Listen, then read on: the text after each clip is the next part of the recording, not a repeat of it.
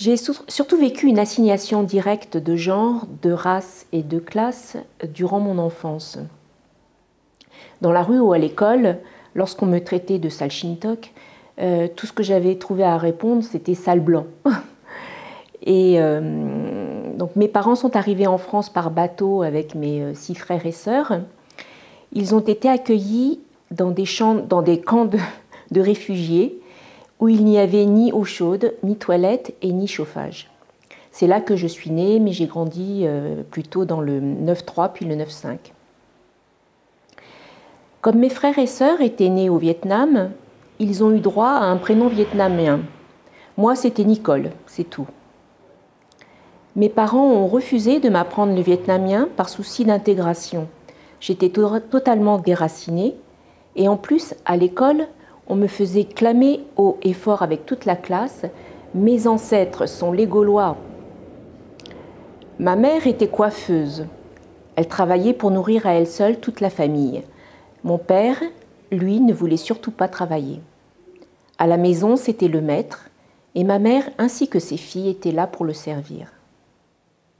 Et puis il y a eu ce prof d'histoire qui m'avait proposé de me ramener chez moi un jour en voiture.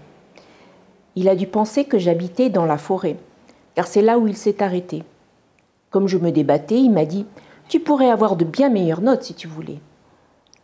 Ce n'était qu'une agression parmi bien d'autres que je taisais, bien entendu. J'ai eu un parcours un peu atypique. Après avoir fait des études à la Sorbonne, j'ai travaillé dans la mode. Je dessinais des collections. Je n'ai pas ressenti de discrimination de genre dans ce milieu. Être femme et asiatique n'était pas un handicap.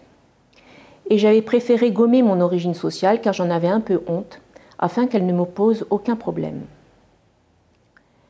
L'assignation de genre est relative en fonction du milieu et du pays où l'on se trouve.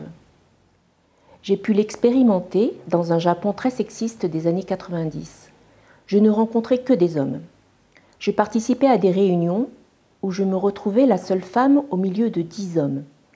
J'étais une femme, asiatique, un point positif car j'étais a priori à même d'appréhender la culture japonaise. Enfin, c'était ce qui se disait. Mais aussi occidentale et bizarrement avec un pouvoir de décision. Je créais des collections, mais je négociais aussi des boutiques. J'étais un objet de curiosité. On ne savait pas trop comment me situer. Je ne connaissais pas ce terme à l'époque, mais aujourd'hui, je dirais que l'intersectionnalité avait joué en sens inversé à cette période-là, à ce moment-là. On m'avait même dit un jour que j'avais obtenu plus que ce qu'un homme blanc aurait pu avoir. Suprême compliment. Dans le monde de l'art, les choses sont davantage dans le non-dit. C'est aussi dans le milieu de l'art que les classes sociales peuvent le mieux se mélanger. Si j'ai été victime d'une assignation de genre, de classe ou de race pour une expo, je ne l'ai pas clairement su.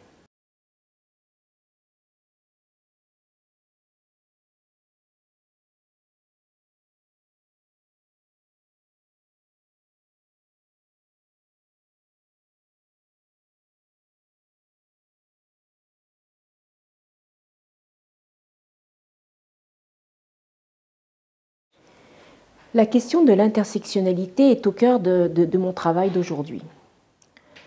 Je suis en train de réaliser une fiction dont le scénario s'inspire des Camille Story de Donna Haraway.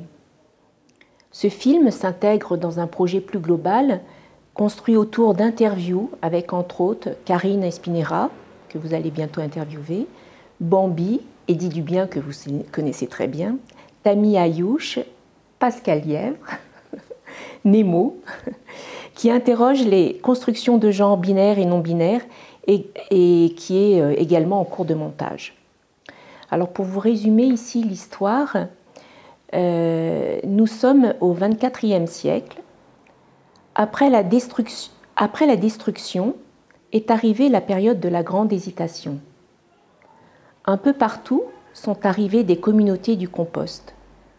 Les compostites ont décidé à l'unanimité de changer radicalement l'organisation du monde et de faire évoluer l'humanité vers une société sans classe, ni race, ni espèce, ni hiérarchie. Un monde sans identité fixe, en perpétuelle transition, en mutation. La glorieuse reviviscence a procédé à la suppression de toutes les grandes divisions binaires. Nature, culture, vivant, artefact, biologique, technologique, organique, machine, humain, animal, homme, femme. C'est de la fusion entre espèces humaines et non humaines que la symbiose est née. La symbiose est même devenue une question de survie. Certains chercheurs, comme le biologiste Hervé Le Guyadier, pensent aussi que le vivant ne survivra pas s'il ne s'hybride pas. Dans cette fiction, Camille, un être à la fois homme, femme, papillon monarque et fougère, est interviewée. Camille est interprétée par Sorour d'Arabie, que vous connaissez également, une chorégraphe non binaire. Il communique avec le spectateur par télépathie et lui en fait partager l'expérience. Une voix off traduit ses pensées dans une langue qui a adopté le neutre du latin pour parler des êtres vivants et neutraliser le genre. Cela m'intéressait de trouver la solution dans les racines mêmes de la langue.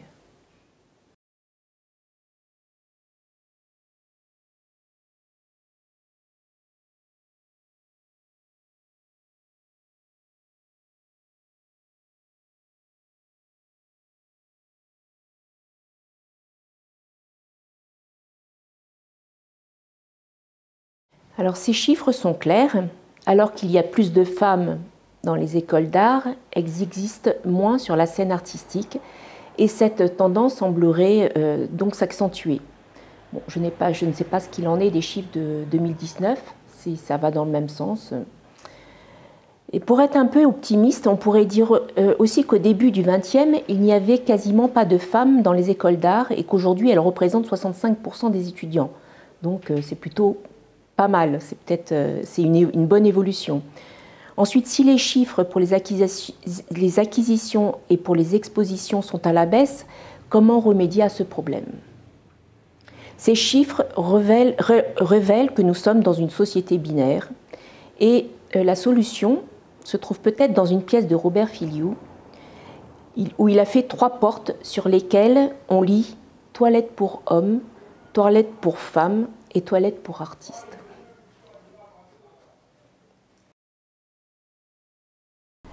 Le mot féministe a été inventé vers 1870. Depuis, le féminisme a beaucoup évolué. Le monde a changé et le terme, enfin je pense que le terme devrait aussi changer. On devrait peut-être trouver un autre terme. Parce qu'il porte beaucoup enfin, il crée vraiment beaucoup de malentendus. Je me suis découverte féministe assez récemment lorsque j'ai compris que les questions féministes allaient bien au-delà des inégalités entre hommes et femmes. Elles touchent à la liberté de chacun, de son corps, à la manière dont chacun peut être multiple. Après avoir travaillé sur les questions d'identité, il me semble que les questions de désidentification de soi sont bien plus pertinentes aujourd'hui.